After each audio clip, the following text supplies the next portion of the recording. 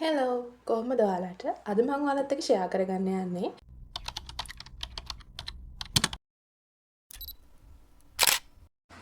ඒ level වලට තියෙන්නේ ඉතාමත් පොඩි කාලයක්.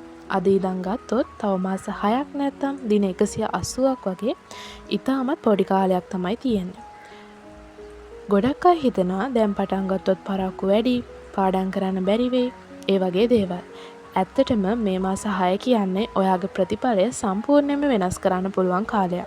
ඔයා දවසට පැය 8ක් 10ක් නිවැරදි සැලසුමකට අනුව වැඩ කරනවා නම් ඔයාගේ ඉලක්කයට නැතිනම් හොඳ ඉහළ සාමාර්ථයකට යන එක ඉතාමත් පහසු වෙනවා.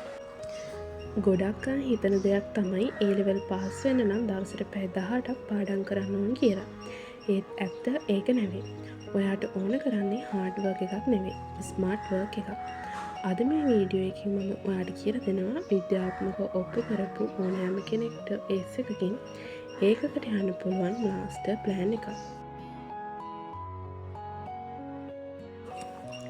පළවෙනි එක තමයි සිලබස් එක හඳුනා ගැනීම. සමහර අය තවම දන්නේ නැහැ ඒ ලෙවල් වල සබ්ජෙක්ට් වල තියෙන සිලබස් එක මොකක්ද කියලාවත්. ඒ ගැන පොඩි හරි අවබෝධයක් තියෙන්න ඕනේ. මුලින්ම ඔයා මතක තියාගන්න සිලබස් එකේ තියෙන හැම කරුණක්ම පේපර් එකට එන්නේ නැහැ. අපි බලන්න ඕනේ ගොඩක් වෙලාවට පේපර් එකට එන්නේ මොන වගේ තැන්වලින්ද කියලා. ඒකට අපි පාවිච්චි කරන්නේ පැරටෝ මූලධර්මය. මේකෙන් කියන්නේ ඕනෑම විෂයක මුළු ලකුණු සංඛ්‍යාවෙන් 80%ක් ලැබෙන්නේ සිලබස් එකේ තියෙන නිශ්චිත කරුණු 120කින් කියන එක. ඔයා මේ විදිහට කරන්න පටන් ගන්න. මුලින්ම අවුරුදු 10ක පේපර්ස් අරගෙන බලන්න. හැම අවුරුද්දකම අනිවාර්යෙන් අහන තීම්ස් හරි එතකොට ලෙසන්ස් තියෙනවා. ඒ වගේ තියෙන යුනිට්ස් වලට මුල් තැනක් දීලා ඒ පාස් පේපර්ස් ප්‍රශ්න කරන්න පටන් ගන්න. හැමදේම පාඩම් කරන්න යනවට වඩා වැදගත්ම දේවල් හරියට විවර කරොත් ඒකෙන් ඔයාට හොඳ ප්‍රතිඵලයක් ගන්න පුළුවන්.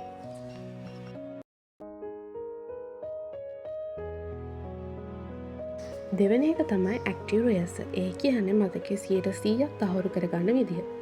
නිකම්ම පොත කියවීම පාඩම් කිරීම වෙන්නේ නැහැ. ගොඩක් අය නෝට් එක 10 පාරක් විතර කියවනවා ඒත් කිසි දෙයක් මතක හිටින්නේ නැහැ. ඇක්ටිව් රිහර්සල් නැත්තම් මතකයේ 100%ක් රඳවා ගැනීම කියන එකෙන් වෙන්නේ ඒ කරුණු අපේ මතකයේ తాවකාලිකව රැඳෙන එක. පාඩමක් කියවලා ඉවරුනාම පොත වහන්න. ඊට පස්සේ හිස් කොලයක් අරගෙන ඔයාට මතක කරුණු ටික මයින්ඩ් මැප් එකක් විදිහට අඳින්න. නැත්තම් ඇයි මේක මෙහෙම උනේ කියලා තමන්ගේම ප්‍රශ්න අහන්න. ඒකෙන් ඔයාට මතක නැති වෙන තැන් මොනවද කියලා ඔයාටම ඒ අමතක වුණ තැන් ආපහු පොතෙන් බලන්න. මේකෙන් මොළයට ලොකු ව්‍යායාමයක් ලැබෙනවා. එතකොට කරුණු අමතක වෙන්නේ නැහැ. ඒ වගේම පාඩමක් කියලා ඉවර වෙලා ඔයාගේ යාළුවෙක්ට එක කියලා දෙන විදිහට හයියෙන් විස්තර කරන්න.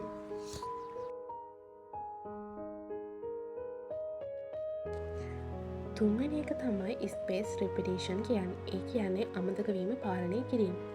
අපේ මොළය ඕනෑම අලුත් දෙයක් පැය 24ක් ඇතුළත 50%ක් 80%ක් අතර ප්‍රමාණයක් අමතක කරනවා. මේකට කියන්නේ forgetting cure එක කියලා. ඒකට කරන්න තියෙන්නේ පළමුව නැවත බැලීම. ඒ කියන්නේ පාඩම් කරලා පැය 24ක් ඇතුළත බලන එක. ඊට පස්සේ දෙවන නැවත බැලීම. ඒකෙන් කරන්නේ සතියකට පස්සේ ආපහු බලන එක. ඊට පස්සේ දෙවන නැවත බැලීම. ඒ කියන්නේ මාසයකට පස්සේ බලන එක. හතරවෙනි එක තමයි පාස් පේපර්ස් ඇනලයිස් කිරීම. ගොඩක් අය කරන වැරැද්දක් තමයි පාස් පේපර්ස් වලට උත්තර ලියලා ලකුණු බලලා ඒක පැත්තකින් තියෙන එක. පේපර් එකක් කරලා ඉවරුනාම ඔයා වැරදුණු ප්‍රශ්න ටික වෙන් කරගන්න. පළවෙනියට වැරදුන හේතුව හොයාගන්න. ප්‍රශ්නයක් වැරදුනාම ඒක මේ කියන ඒවාගෙන් මොකටද වැටෙන්නේ කියලා බලන්න.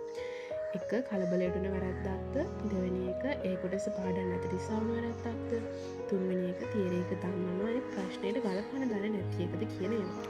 ඊට පස්සේ මේ කිව්වේ ඒ වගේ මොකද්ද හේතුව කියලා හොයාගෙන ඒක නිවැරදි කරගෙන ආයෙත් පාස් පේපර් එක කරන්න බලන්න.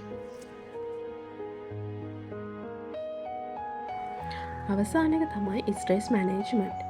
ගොඩක් අය මේ වෙන විට සෝෂල් මීඩියා එක තමයි කාලය ගත කරන්නේ. අපි පැය 24න් භාගයක්ම ෆෝන් එකත් එක්ක තමයි ඉන්නේ. මම නම් කියන්නේ පාඩම් කරද්දී ෆෝන් එක තියාගන්න එපා. ෆෝන් එක පැත්තකින් තියලා පාඩම් කරන දෙයට විතරක් අවධානය දෙන්න.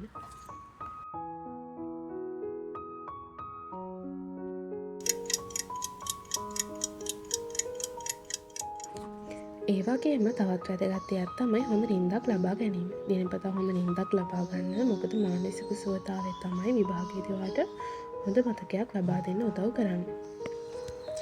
ඒ ලෙවල් කියන්නේ අමාරු ගමනක් තමයි. ඒත් මේක ඔයාලට කරන්න බැරි දෙයක් නෙවෙයි. අද මම මේ කියපු ප්ලෑන් එක අකුරට පිළිපැද්දොත් ප්‍රතිඵලය ඔයාටම තේරෙයි. මේ වීඩියෝ එක හොඳයි නම් ඔයාගේ යාළුවන්ට ෂෙයා කරන්න. ඒ වගේම වීඩියෝ එකට ලයික් කරන්න, කමෙන්ට් කරන්න අමතක කරන්න එපා. තව වීඩියෝ එකකින් හම්බෙමු. ඔයාලට ජයම වේවා.